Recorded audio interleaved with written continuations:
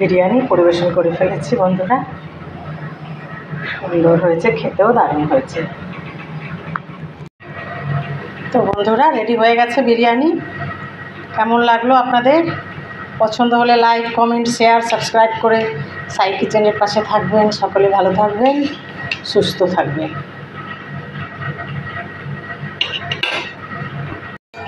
বন্ধুরা, কিছুটা চিকেন আমি রেডি করে রেখেছি। এটা দিয়ে আমি বিরিয়ানি তৈরি করব।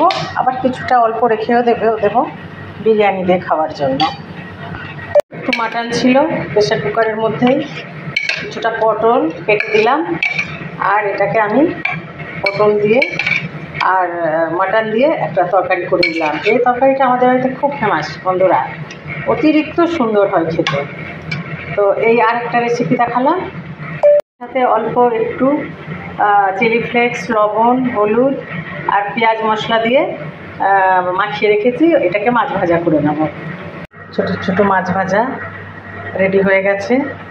আর এটাও আমাদের আজকে লাঞ্চ রেসিপি। বিরিয়ানির জন্য একটু আলুর মধ্যে লবণ আর একটু কালার মেখে রেখেছি। এটাকে ভালো করে মেখে নেব। বিরিয়ানির চাল ফুটছে বন্ধুরা। ভাত হয়ে গেলেই এটাকে আমি জল ঝরিয়ে, আমার বেরেস্তা তৈরিও হয়ে গেছে। তার সাথে আমি চিনি, দুধ দিয়ে বেরেস্তাটাকে ভিজিয়ে রেখেছি। এবারে ঝরঝরে ভাত রেডি হয়ে গেছে বিরিয়ানির জন্য। সাদা তেল গরম হয়ে গেছে, এর মধ্যে আমি ভাতটা দিয়ে দেবো। এবার আমি কিছুটা মাংস এর মধ্যে দিয়ে দেবো। তো বন্ধুরা, ভাতের উপরে আমি মাংস আর কিছুটা আলু দিয়ে দিয়েছি। এটা আমাদের পুরো নিজস্ব রান্না বন্ধুরা, সাবেকি রান্না। কিছুটা বাড়িতে তৈরি করা কাঁচা বিরিয়ানি মশলা এর মধ্যে আমি দিয়ে দিলাম।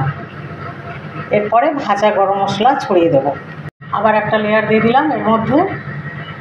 তার উপরে আবার কিছুটা ভাত দিয়ে দেবো।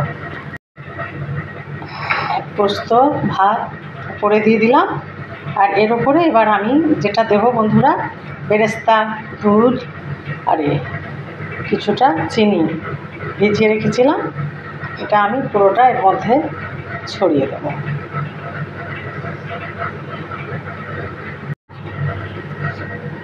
দিয়ে দিলাম এর মধ্যে কিছুটা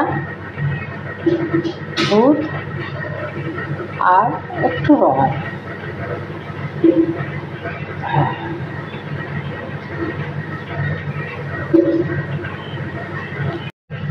এর মধ্যে আমি আমার বাড়িতে তৈরি করা ভাজা বিরিয়ানি মশলার গুঁড়ো কিছুটা দিয়ে দিলাম। এটা আমি এখন 15 মিনিট এই মোডেই রেস্টে রেখে দেবো, ঢাকনা দিয়ে ঢেকে দিলাম।